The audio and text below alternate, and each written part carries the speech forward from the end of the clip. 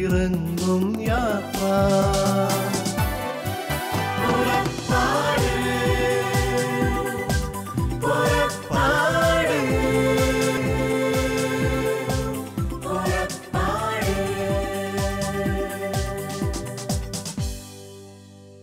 പിതാവിൻ്റെയും പുത്രൻ്റെയും പരിശുദ്ധാത്മാവിൻ്റെയും നാമത്തിൽ ആമേൻ. ഈശോയിൽ ഏറ്റവും സ്നേഹം നിറഞ്ഞ സഹോദരങ്ങളെ, പുറപ്പാടിൻ്റെ ഈ ഒരു പുതിയ എപ്പിസോഡിലേക്ക് നിങ്ങൾക്ക് സ്വാഗതം. ഈ തിരുവചന ശുശ്രൂഷയിലൂടെ ദൈവത്തിൻ്റെ പരിശുദ്ധാത്മാവ് നമ്മെ സൗഖ്യമാക്കുകയും അവിടുത്തെ വരദാന ഫലങ്ങളാൽ നമ്മളെ നിറയ്ക്കുകയും തിരുവചനത്തിൽ അടങ്ങിയിരിക്കുന്ന എല്ലാ യോഗ്യതകളാലും നമ്മളെ ഉയർത്തുകയും വാഴ്ത്തുകയും ചെയ്യട്ടെ എന്ന് പ്രാർത്ഥിക്കുന്നു. സങ്കീർത്തനം 121 1-2 വാക്യങ്ങൾ ദാവീദ് രാജാവിൻ്റെ മനോഹരമായ ഒരു കീർത്തനമുണ്ട് 121 സങ്കീർത്തനത്തിൽ. സങ്കീർത്തനം 121 ആരംഭിക്കുന്നത് തന്നെ ഇങ്ങനെയാണ്: പർവ്വതങ്ങളിലേക്ക് ഞാൻ എൻ്റെ കണ്ണുകൾ ഉയർത്തും, എന്നെ സഹായിക്കുന്നവൻ എവിടെ നിന്ന് വരും? തുടർന്ന് പരിശുദ്ധാത്മാവ് കൊടുക്കുന്ന പ്രചോദനത്താൽ ദാവീദ് തന്നെ അതിന് മറുപടി നൽകുന്നുണ്ട്. എനിക്ക് സഹായം ആകാശവും ഭൂമിയും സൃഷ്ടിച്ച കർത്താവിൽ നിന്ന് വരും. Praise the Lord, hallelujah. പർവ്വതങ്ങളിലേക്ക് ഞാൻ എൻ്റെ കണ്ണുകൾ ഉയർത്തുന്നു. തനിക്ക് സഹായത്തിനു വേണ്ടി ചുറ്റുപാടും അദ്ദേഹം പരതുമ്പോൾ തന്നെ സഹായിക്കുവാൻ കെൽപ്പുള്ള ആരെയും കാണുന്നില്ല. തനിക്കാവശ്യമായ സഹായം ശക്തി തരാൻ കഴിവുള്ള പ്രാപ്തനായ ഒരാളെയും തനിക്ക് ചുറ്റും, തനിക്ക് മുന്നിലും പിന്നിലുമൊന്നും അദ്ദേഹം കാണുന്നില്ല. ഇടത്തും വലത്തും അദ്ദേഹം കാണുന്നില്ല. അതുകൊണ്ട് തന്നെ അദ്ദേഹം പറയുകയാണ്, പർവ്വതങ്ങളുടെ ഉന്നതങ്ങളിലേക്ക്, പർവ്വതത്തിലേക്ക് എൻ്റെ ദൃഷ്ടി ഞാനിതാ ഉയർത്തുന്നു. എൻ്റെ കണ്ണുകൾ ഉയർത്തി ഞാൻ നോക്കിയിരിക്കുന്നു. എന്തിനാണ് ഞാൻ നോക്കുന്നത്? എനിക്കൊരു സഹായം ആവശ്യമായിരിക്കുന്നു. എന്നെ സഹായിക്കാൻ കെൽപ്പുള്ളവൻ എവിടെയുണ്ട്? എൻ്റെ കൂട്ടത്തിലില്ല, എൻ്റെ ചുറ്റുപാടുകളിലില്ല. എന്നാൽ ആകാശത്തെയും ഭൂമിയെയും സൃഷ്ടിച്ച ഒരു ദൈവത്തെ ഹൃദയത്തിൽ കണ്ടുകൊണ്ട് പർവ്വതങ്ങളിലേക്ക് ദൃഷ്ടി ഉയർത്തുന്ന ദാവീദ് രാജാവിൻ്റെ വിശ്വാസം നാം 121 സങ്കീർത്തനങ്ങളിൽ കാണുകയാണ്. പ്രിയ സഹോദരങ്ങളെ, പലപ്പോഴും കാഴ്ചയുണ്ട് എന്ന് അഭിമാനിക്കുന്നവരാണ് നമ്മൾ. എല്ലാം കണ്ടുകൊണ്ടിരിക്കുന്നു, യാതൊരു കുഴപ്പവുമില്ല, എല്ലാം എൻ്റെ കണ്ണുകൾ സ്കാൻ ചെയ്യുന്നുണ്ട്, ഞാനെല്ലാം ഒപ്പിയെടുക്കുന്നുണ്ട്, എല്ലാം ഞാൻ അറിയുന്നുണ്ട്, മനസ്സിലാക്കുന്നുണ്ട്.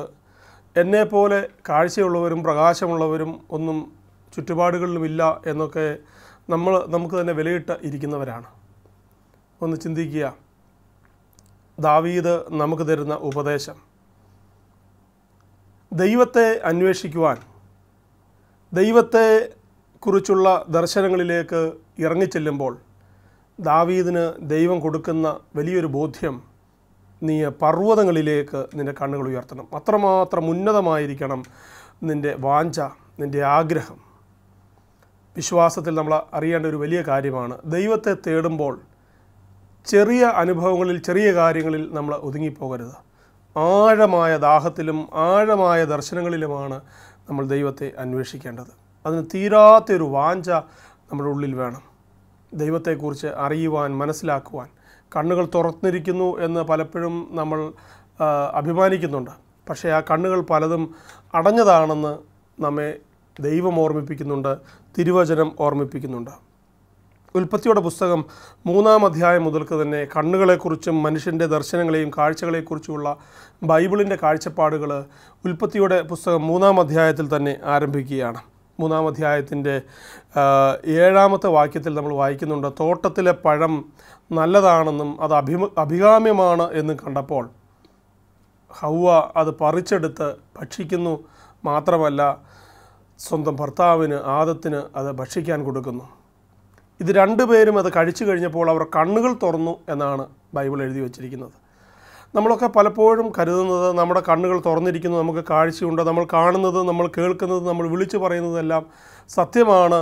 നമ്മുടെ കണ്ണുകളിലൂടെ ഉള്ളിലേക്ക് കടക്കുന്നത്, അത് നമ്മുടെ ഭൗതിക കണ്ണുകളിലൂടെ, ആത്മീയ കണ്ണുകളിലൂടെ ഒക്കെ നമ്മൾ സ്കാൻ ചെയ്യുന്നത് എല്ലാം സത്യമാണ് എന്നാണ് നമ്മൾ പലപ്പോഴും കരുതുന്നത്. ഒരു സ്ക്രീനിങ് പലപ്പോഴും അതിനൊന്നും ഇല്ല. എന്നാൽ വചനം പറയുന്നു, കണ്ണുകൾക്ക് കാഴ്ച കിട്ടാൻ വേണ്ടി മറ്റൊരാളുടെ ശത്രുവിൻ്റെ ഉപദേശം കേട്ട് ഹൗവ ചെയ്ത പ്രവൃത്തിയുടെ ഫലം പിന്നീട് നമ്മൾ വായിക്കുന്നു.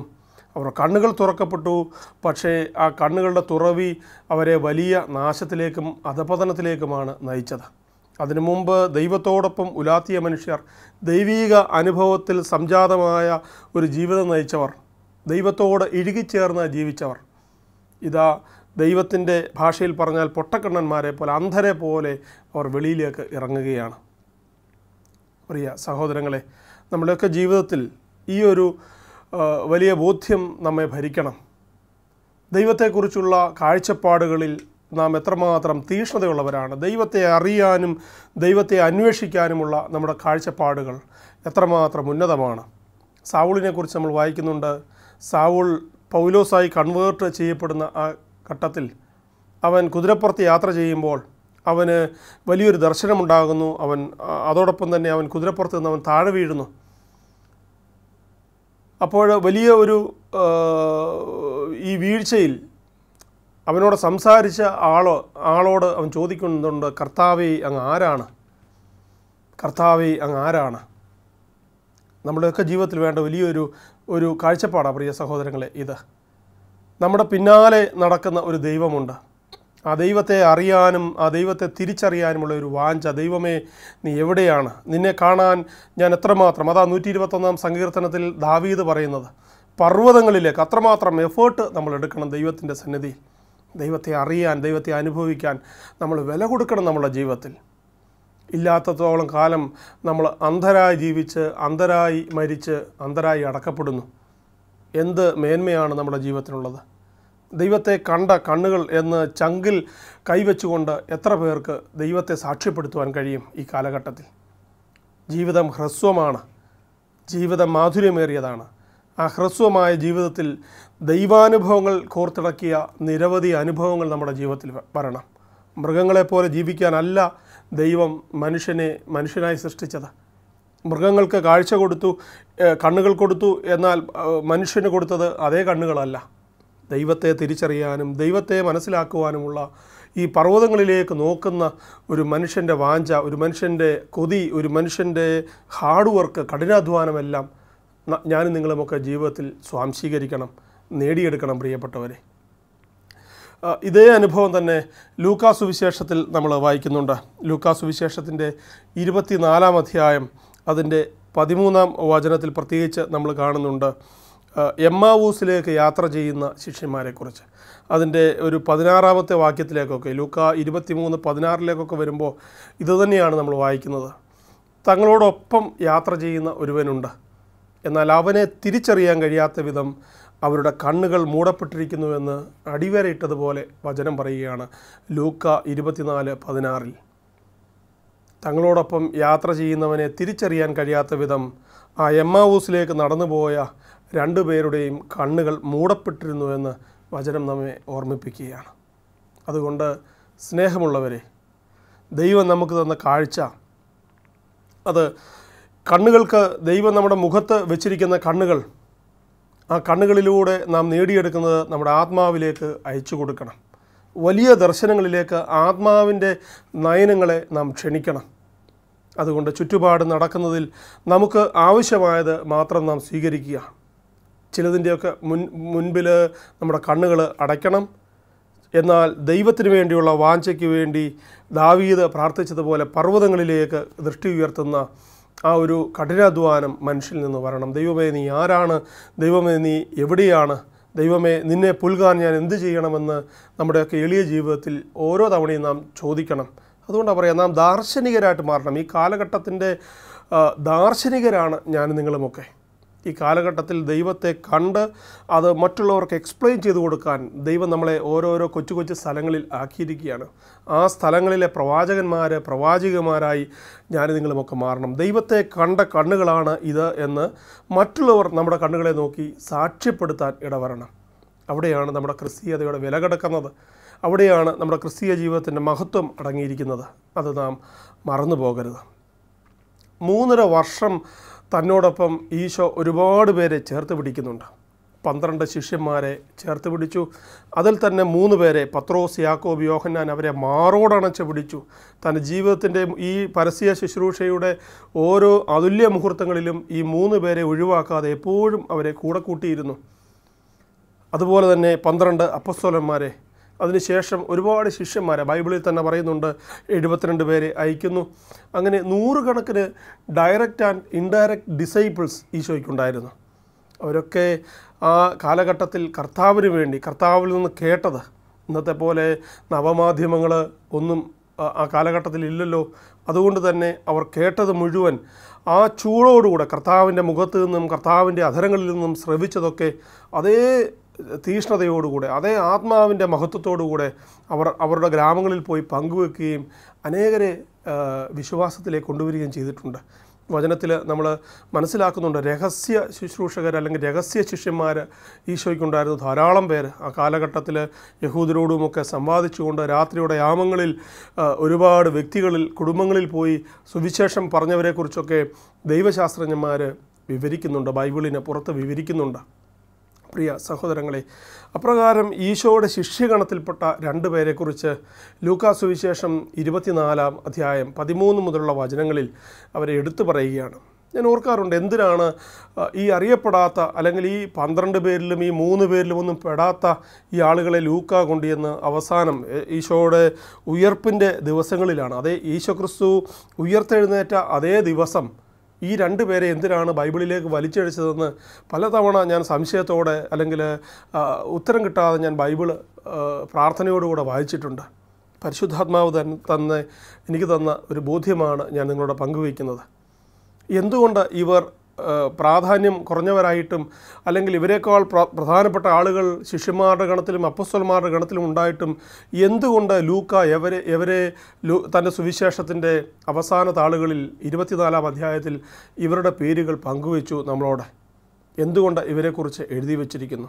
വലിയൊരു ദർശനം ലൂക്കാ സുവിശേഷകൻ നമുക്ക് തരികയാണ്. എന്ന് പറഞ്ഞാൽ ലൂക്കാ സുവിശേഷകന് വലിയൊരു ദർശനം പരിശുദ്ധാത്മാവ് കൊടുത്തിരിക്കുകയാണ്. അത് ബൈബിളിൻ്റെ ഏറ്റവും പ്രധാനപ്പെട്ട താളുകളിൽ അദ്ദേഹം അത് പങ്കുവയ്ക്കുക. സുവിശേഷത്തിൻ്റെ അവസാന ഭാഗങ്ങളിലെ മോസ്റ്റ് ഇമ്പോർട്ടൻറ്റ് മെസ്സേജസ് അവിടെയാണ് വരുന്നത്. അവിടെ അത് പങ്കുവയ്ക്കുകയാണ്. എമ്മാവൂസിലേക്ക് പോകുന്ന ശിഷ്യന്മാരെക്കുറിച്ചാണ് 13-ാം അധ്യായം മുതൽ നമ്മൾ വായിച്ചു വരുന്നത്. നമ്മൾ ചിന്തിച്ചു വരുന്നത്, പർവ്വതങ്ങളിലേക്ക് മനുഷ്യൻ കണ്ണുകൾ ഉയർത്തണം. ദൈവത്തെക്കുറിച്ചുള്ള അന്വേഷണം ആകാശത്തെയും ഭൂമിയെയും സൃഷ്ടിച്ച കർത്താവിലേക്കാണ് നമ്മൾ ഉയർത്തേണ്ടത്. അത്രയും ഉന്നതമായി നമ്മൾ ദൈവത്തെ അന്വേഷിക്കണം. അത്ര വലിയൊരു ദൈവാന്വേഷിയായി നമ്മുടെ ജീവിതം മാറുമ്പോൾ ദൈവത്തെ നാം കണ്ടുമുട്ടും. അങ്ങനെ ദൈവത്തെ കണ്ടുമുട്ടി ദൈവത്തെ നെഞ്ചിലേറ്റിയതിനെയാണ് പറയുന്നത് ഞാൻ ദൈവത്തിൻ്റെ സാക്ഷിയായി എന്ന് പറയുന്നത്. അതുകൊണ്ട് ഈശോയുടെ സാക്ഷ്യം പറയാൻ എനിക്ക് 100 അനുഭവങ്ങളുണ്ട് എന്ന് നമുക്ക് വാതോരാതെ പറയാൻ കഴിയുന്നത് അപ്പോഴാണ്. അപ്പോൾ ഈ ശിഷ്യന്മാർ നോക്കുക, 3.5 വർഷം കർത്താവിൻ്റെ പരിശീലനം ലഭിച്ചിട്ടും അവരുടെ കണ്ണുകൾ മൂടപ്പെട്ടിരിക്കുന്നതായിട്ടാണ് കാണുന്നത്. കർത്താവ് ഉയർത്തെഴുന്നേറ്റ ദിവസം ഈശോ ഉയർക്കുന്നതിന് മുൻപ് തന്നെ ശിഷ്യന്മാരോട് പറഞ്ഞിരുന്നു, നിങ്ങൾ ജെറുസലേം വിട്ടുപോകരുത് എന്ന് ഈശോ ശിഷ്യന്മാരെ ആവർത്തിച്ച് ഉത്ബോധിപ്പിച്ചുകൊണ്ടിരുന്നു. എന്നാൽ അതൊന്നും ഗൗനിക്കാതെ ജെറുസലേം എന്ന മഹാനഗരം, ദൈവത്തിൻ്റെ ദൈവസാന്നിധ്യം നിറഞ്ഞ യഹൂദൻ്റെ ദേവാലയം സ്ഥിതി ചെയ്യുന്ന എല്ലാ ആരാധനയുടെയും കേന്ദ്രമായ ആ പ്രദേശം വിട്ട് അവർ വിജനനാട്ടിലേക്ക് അല്ലെങ്കിൽ ഒരു പ്രാധാന്യവുമില്ലാത്ത നാട്ടിലേക്ക് അവർ പോവുകയാണ്. ജെറുസലേമിൽ നിന്നുള്ള എമ്മാവൂസിലെ അതുവഴി യാത്ര ചെയ്യുമ്പോൾ നമുക്കറിയാം വിജനപ്രദേശമാണ്. ആ കാലഘട്ടത്തിൽ ഒരുപാട് അപകടങ്ങൾ പതിയിരിക്കുന്ന സ്ഥലങ്ങളാണ്. ജെറുസലേമിൽ വ്യാപാരം ചെയ്ത് തങ്ങളുടെ ഉൾനാടുകളിലേക്ക് മടങ്ങിപ്പോകുന്ന വ്യാപാരികൾ അവർ മടങ്ങി വരുമ്പോൾ അവരെ ആക്രമിച്ച് അവരുടെ കയ്യിൽ സമ്പത്തുണ്ടാകും. തങ്ങൾ കൊണ്ടുപോയി വിറ്റ സാധനങ്ങളുടെ തത്തുല്യമായ വസ്തുക്കൾ അവരുടെ കൈകളിൽ ഉണ്ടാകും. ഇതെല്ലാം അപഹരിക്കുന്ന, അവരുടെ കയ്യിലുള്ള ധനം അപഹരിച്ചെടുക്കുന്നതിന് എന്താണ് പറയുക, അവരെ പതിയിരുന്ന് ആക്രമിക്കാൻ ശത്രുക്കൾ പതിയിരിക്കുന്ന ഇടങ്ങളാണ് അവിടെ.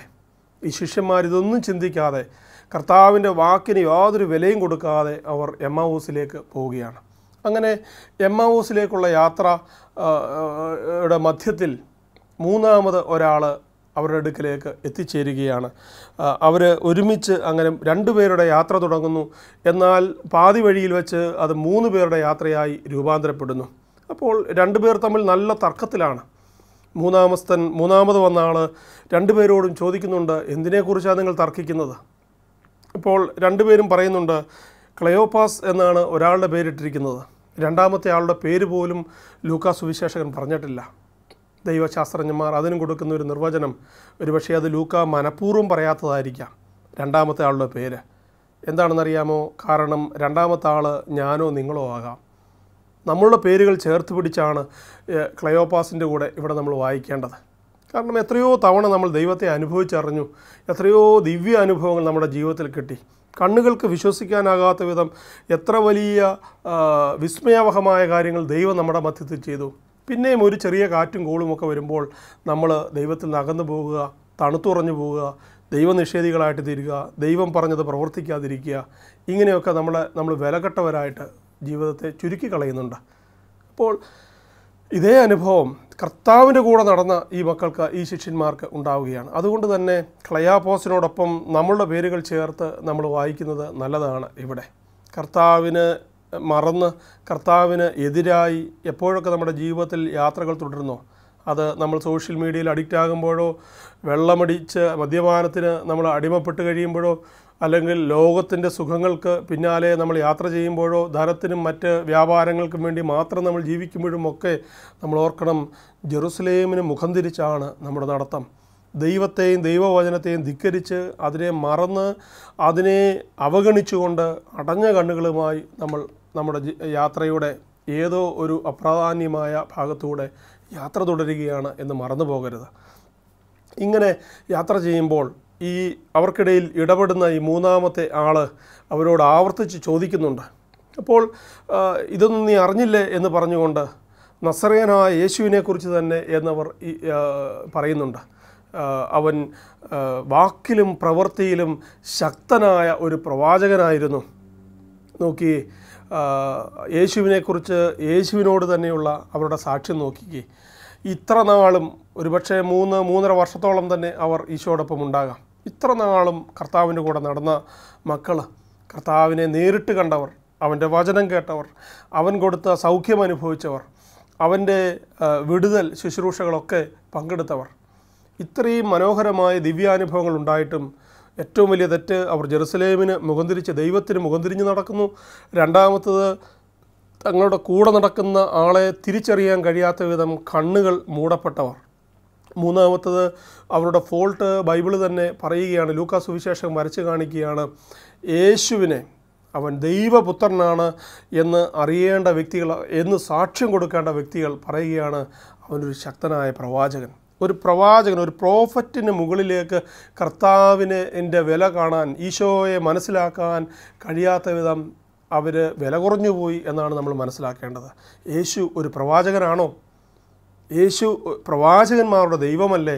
അത് തിരിച്ചറിയാൻ എന്തേ അവർക്ക് കഴിയാതെ പോയത്?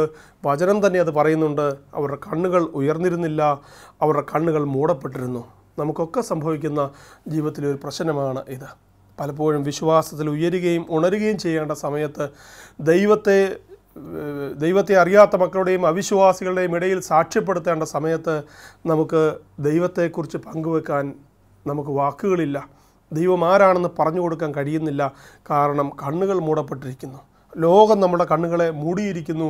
ലോകത്തിൻ്റെ സുഖങ്ങൾ നമ്മുടെ ഇന്ദ്രിയങ്ങളെ കവർ ചെയ്തു വെച്ചിരിക്കുന്നു എന്ന് പച്ചയായി നമ്മൾ മനസ്സിലാക്കണം. എന്നിട്ടോ വീണ്ടും അവൻ സംസാരിക്കുകയാണ്.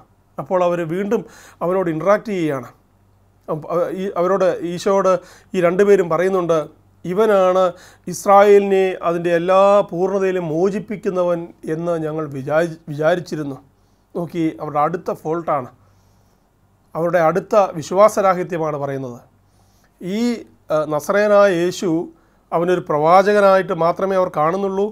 ആ പ്രവാചകൻ ഇസ്രായേലിനെ മുഴുവൻ അതിൻ്റെ എല്ലാ പാപങ്ങളിൽ നിന്നും ഇസ്രായേലിനെ മോചിപ്പിച്ച് പുതിയൊരു ജീവിതത്തിലേക്ക് ഞങ്ങളെ കൊണ്ടുപോകുന്നവൻ ഇവനായിരുന്നു, വരാനിരുന്ന ക്രിസ്തു ഇവനായിരുന്നു എന്നെല്ലാം ഞങ്ങൾ പ്രതീക്ഷിച്ചിരുന്നു എന്ന് അവർ പറയുകയാണ്. അതിൻ്റെ അർത്ഥം യേശുവിലുള്ള അവരുടെ പ്രതീക്ഷയും പ്രത്യാശയും മുഴുവൻ നശിച്ചു പോയിരിക്കുന്നു, നഷ്ടപ്പെട്ടിരിക്കുന്നു എന്നുള്ളത് തന്നെ. ജീവിതത്തിലൊക്കെ ക്രിസ്ത്യാനി എന്ന നിലയിൽ ഏത് മതത്തിൽപ്പെട്ടവർ ആയിക്കൊള്ളട്ടെ, യേശുവിനെ രുചിച്ചറിഞ്ഞ ഓരോ വ്യക്തിയും ക്രിസ്തുവിൻ്റെ അനുയായിയാണ്. അവൻ്റെ വചനത്തിൻ്റെ, അവൻ്റെ മാധുര്യം നൂറുന്നവൻ, അവൻ്റെ സ്നേഹം നുകരുന്നവരൊക്കെ കർത്താവിൻ്റെ അനുയായികളാണ്. അവൻ്റെ പിന്നാലെ ജീവിതം കൊണ്ട് സഞ്ചരിക്കുന്നവരാണ്. അങ്ങനെയുള്ളവരെയാണ് ക്രിസ്ത്യാനി എന്ന് പറയുന്നത്. അല്ലാതെ നമ്മുടെ പാസ്പോർട്ടിൽ, നമ്മുടെ ഡോക്യുമെൻറ്റുകളിൽ, നമ്മുടെ റേഷൻ കാർഡിൽ എഴുതിയിരിക്കുന്ന റിലീജിയൻ്റെ പേരല്ല ഞാൻ ഉദ്ദേശിക്കുന്നത്. ഇപ്രകാരം ക്രിസ്ത്യാനി എന്നുള്ളത് ഒരു അനുഭവമാണ്. ഇത് നമ്മുടെ ജീവിതത്തിൽ നമ്മൾ പേറുമ്പോൾ ഈ പറയുന്ന ക്രിസ്തുവിന് നമ്മൾ കൊടുക്കുന്ന സാക്ഷ്യങ്ങൾ എത്രമാത്രം വിലയുള്ളതാണ്.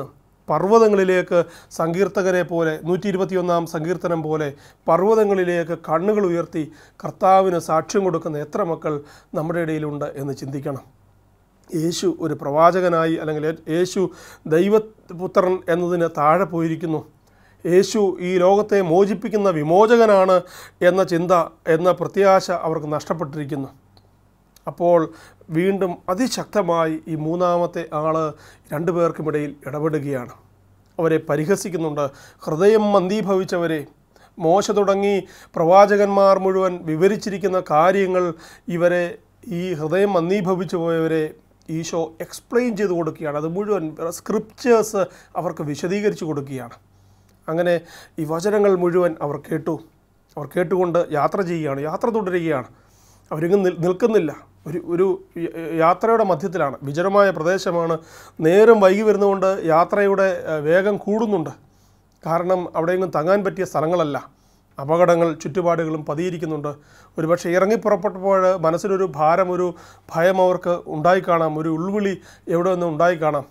അതുകൊണ്ട് തന്നെ യാത്ര തുടരുമ്പോൾ നേരം വൈകി, ഇനി കണ്ണുകൾക്ക് മുന്നോട്ട് പോകാനുള്ള കാഴ്ച ഇല്ല എന്ന് മനസ്സിലാക്കിയപ്പോൾ തൊട്ടടുത്തുള്ള ഒരു സത്രത്തിലേക്ക് പിൻവാങ്ങാൻ, അന്ന് വിശ്രമിക്കാൻ, അന്ന് അന്തി ഉറങ്ങാൻ അവർ ഒരുങ്ങുകയാണ്. എന്നാൽ മൂന്നാമത്തെ ആൾ അവരിൽ നിന്ന് മുന്നോട്ട് സഞ്ചരിക്കുകയാണ്. മനോഹരമായൊരു ട്വിസ്റ്റ് നമ്മൾ ഈ വചനത്തിൽ, ഈ ലൂക്കാസ് സുവിശേഷത്തിൽ കാണുന്ന ഇവിടെയാണ്. നമ്മൾ പറയില്ലേ, ഒരിത്തിരി തരി ഒരു പ്രത്യാശ നമ്മുടെ ഉള്ളിലുണ്ടെങ്കിൽ നമുക്ക് നഷ്ടപ്പെട്ടത് മുഴുവൻ തിരിച്ചെടുത്ത് വിശ്വാസ ജീവിതത്തിലേക്ക് പൂർവാധികം ശക്തിയോടെ മടങ്ങി വരാൻ നമുക്ക് കഴിയും. വിശ്വാസത്തിൻ്റെ, പ്രത്യാശയുടെ ഒരു തരി, എന്താണ് പറയുക, ഒരു ചെറുതിരി നാളം നമ്മളിൽ ഉണ്ടായിരിക്കണം. അത്രയുമെങ്കിലും ഉണ്ടെങ്കിൽ. നോക്കിയ ദൈവം ഇങ്ങനെ നമ്മൾ മനസ്സിലാക്കണം, ഒരു മൃഗത്തെ പോലെ ദൈവം നമ്മളെ ഫോളോ ചെയ്യുകയാണ്. ദൈവത്തിന് അതിൻ്റെ ഒന്നും കാര്യമില്ല. ജെറുസലേമിൽ ഒരുപാട് വിശുദ്ധരോട്, അല്ലെങ്കിൽ ഒരുപാട് പ്രമുഖരോട് ഞാനിതാ ഉയർത്തെഴുന്നേറ്റിരിക്കുന്നുവെന്ന് ധൈര്യപൂർവ്വം കർത്താവ് പോയി പറയേണ്ടതാണ്. അവരെല്ലാം കളഞ്ഞിട്ട് അൺഇമ്പോർട്ടൻ്റ് ആളുകളുടെ പിന്നാലെ, അപ്രസക്തരായ മനുഷ്യരുടെ പിന്നാലെ ഈ കാട്ടുപ്രദേശത്ത് കൂടെ കർത്താവ് എന്തിനു സഞ്ചരിച്ചു എന്നത് എന്നെയും നിങ്ങളെയുമാണ് ചിന്തിപ്പിക്കേണ്ടത്. ഓരോ മനുഷ്യരും ദൈവമിട്ടിരിക്കുന്ന വിലയുണ്ട് പ്രിയപ്പെട്ടവരെ. നീ എത്ര നീ വേദനിക്കുന്നവനാണെങ്കിലും, എത്ര ഒറ്റപ്പെട്ടവനാണെങ്കിലും, ആരും നിൻ്റെ ജീവിതത്തിൽ നിന്നെ സ്നേഹിക്കാനില്ല എന്ന് നീ കരുതുന്നു, നീ ഒറ്റപ്പെട്ടിരിക്കുന്ന നിൻ്റെ ഏകാന്തതയുടെ ജീവിതത്തിലേക്ക്, നിൻ്റെ വേദനിച്ചിരിക്കുന്ന ആ മുറിയിലേക്ക് ദൈവം ഇറങ്ങി വരും. നിന്നെ തേടി ദൈവം ഒരു വിലയും നോക്കാതെ ഇറങ്ങി വരും എന്ന് മനസ്സിലാക്കണം. ആ ദൈവത്തെ അനുഭവിച്ചുകൊണ്ടാണ് ഞാൻ ഈ വചനം നിങ്ങളോട് പങ്കുവയ്ക്കുന്നത്. ജീവിതത്തിൻ്റെ ഓരോ നിരാശയിലും വേദനയിലും ദൈവമേ ഞാൻ എങ്ങോട്ട് പോകും എന്ന് ചിന്തിക്കുമ്പോഴൊക്കെ ഇപ്രകാരം പിന്നാലെ വന്ന് മുന്നോട്ട് നയിക്കുന്ന ഒരു ദൈവത്തെ കണ്ടുകൊണ്ടും അനുഭവിച്ചുകൊണ്ടുമാണ് ഈ ശുശ്രൂഷ ഞാൻ നിങ്ങളോട് പങ്കുവയ്ക്കുന്നത്. അതുകൊണ്ട് പ്രിയ സഹോദരങ്ങളെ, പിന്നീട് കർത്താവ് ഇടപെടാൻ തുടങ്ങുകയാണ്. അവരുടെ ജീവിതത്തിലൊരു നന്മ നമ്മൾ കണ്ടു. ഒരു തരി സ്നേഹം അവരുടെ ഉള്ളിൽ, ഒരു തരി പ്രത്യാശ അവരുടെ ഉള്ളിലുണ്ട്. അവർ പറയുകയാണ്, മൂന്നാമത്തെ ആളോട് പറയുകയാണ്, യേശുവാകട്ടെ യാത്ര തുടരുകയാണെന്ന് ഭാവിച്ചു, ഇനി മുന്നോട്ട് പോകരുത്. അവർക്കറിയാം ആ പ്രദേശത്തിൻ്റെ പ്രാധാന്യം, ആ പ്രദേശത്തിൻ്റെ പ്രത്യേകതകൾ അറിയുന്ന, അവിടുത്തെ അപകടാവസ്ഥ അറിയുന്ന വ്യക്തികളാണ് ക്ലയോപാസും രണ്ടാമത്തെ ആൾ. അവർ നിർബന്ധിക്കുകയാണ്, ഇന്ന് ഞങ്ങളോടൊപ്പം യാത്ര ചെയ്യണം. കാരണം ദൈവസുതൻ ഈ വചനമെല്ലാം അവർക്ക് വിശദീകരിച്ചു കൊടുത്തപ്പോൾ അവരുടെ കണ്ണുകൾ പ്രകാശം പൂർണ്ണമായി അവരുടെ ഹൃദയം ജ്വലിക്കാൻ തുടങ്ങിയെന്ന് തുടർന്നുള്ള വചനഭാഗം പറയുന്നുണ്ട്. അതുകൊണ്ട് തന്നെ അവർ നിർബന്ധിക്കുകയാണ്, ഇന്ന് രാത്രി ഞങ്ങളോടൊപ്പം ചെലവഴിക്കണം, നീ ഞങ്ങളെ വിട്ടുപോകരുത്. തിരുസഭ മഹാജൂബിലി ആഘോഷിക്കുന്ന വേളയിൽ ജോൺ പോൾ രണ്ടാമൻ മാർപ്പാപ്പയുടെ മനോഹരമായ ഒരു പ്രാർത്ഥന ദിവ്യകാരുണ്യത്തിൻ്റെ മുമ്പിൽ മുട്ടുകുത്തിയിരുന്നു കൊണ്ട് ജോൺ പോൾ രണ്ടാമൻ മാർപ്പാപ്പ കാലഘട്ടത്തിൽ തിരുസഭയെ നയിച്ച ഇന്നത്തെ വിശുദ്ധനായ ജോൺ പോൾ പാപ്പ നടത്തുന്നൊരു പ്രാർത്ഥനയുണ്ട്, നാഥ കൂടെ വസിച്ചാലും. നമ്മൾ ഓർക്കുന്നുണ്ടാകും, ആ കാലഘട്ടത്തിൽ 2000 ആണ്ടിൽ സഭ മുഴുവൻ കോടിക്കണക്കിന് ദൈവജനം ഏറ്റുപാടിയ ഒരു പാട്ട് അല്ലെങ്കിൽ ഒരു പ്രാർത്ഥനയായിരുന്നു അത്. അനേകരുടെ ഹൃദയങ്ങളിൽ നിന്ന് അത് പാട്ടുകളായി രൂപപ്പെട്ടു, പ്രാർത്ഥനകളായി അത് രൂപപ്പെട്ടു. സഭയിലൂടെ പാപ്പയിലൂടെ സഭയ്ക്ക് വലിയ ഒരു വെളിച്ചം അവിടെ കിട്ടി. നാഥ കൂടെ വസിക്കണമേ എന്നുള്ളത്. നമുക്ക് ദൈവസന്നിധിയിലേക്ക് മടങ്ങി വരാം, പർവ്വതങ്ങളിലേക്ക് നോക്കാം. അത്രമാത്രം പ്രാധാന്യത്തോടെ ദൈവത്തെ ദർശിക്കുന്ന മനുഷ്യരായി നമുക്ക് തീരാം. സർവശക്തനായ ദൈവമേ, എമ്മാവൂസിൻ്റെ ഒരു ദിവ്യാനുഭവം ഞങ്ങളുടെ ജീവിതത്തിലും തരണമേ. വിശുദ്ധി നിറഞ്ഞ ഒരു ദിവ്യയാത്രയ്ക്ക് ഞങ്ങളുടെ കണ്ണുകളെ തുറക്കണമേ. കർത്താവ് ഞങ്ങളോടൊപ്പം സഞ്ചരിക്കുന്നത് ജീവിതത്തിൻ്റെ യാത്രകളിൽ ഏകാന്ത പതിതരായി ഞങ്ങൾ നടക്കുമ്പോൾ ഞങ്ങളോടൊപ്പം സഞ്ചരിക്കുന്ന ഈ കൂട്ടുസഞ്ചാരിയെ തിരിച്ചറിയാൻ ഞങ്ങളെ വിളിക്കണമേ. ഈശോയെ, ഞങ്ങളുടെ കണ്ണുകൾ തുറക്കണമേ, അങ്ങയെ തിരിച്ചറിയുവാൻ, അങ്ങേക്ക് സാക്ഷ്യം കൊടുക്കുവാൻ, അങ്ങനെ ദർശനങ്ങളും വെളിപാടുകളും നിറഞ്ഞ ഹൃദയവും കണ്ണുകളുമായി ജീവിക്കുവാൻ ഞങ്ങളെ വിളിക്കണമേ. ആമേൻ.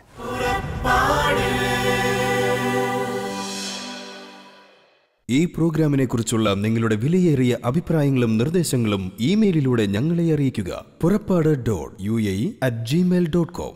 പരിശുദ്ധാത്മവരങ്ങളാലെന്നും ഹൃദയത്തിനകതാരു നിറയ്ക്കും യാത്ര.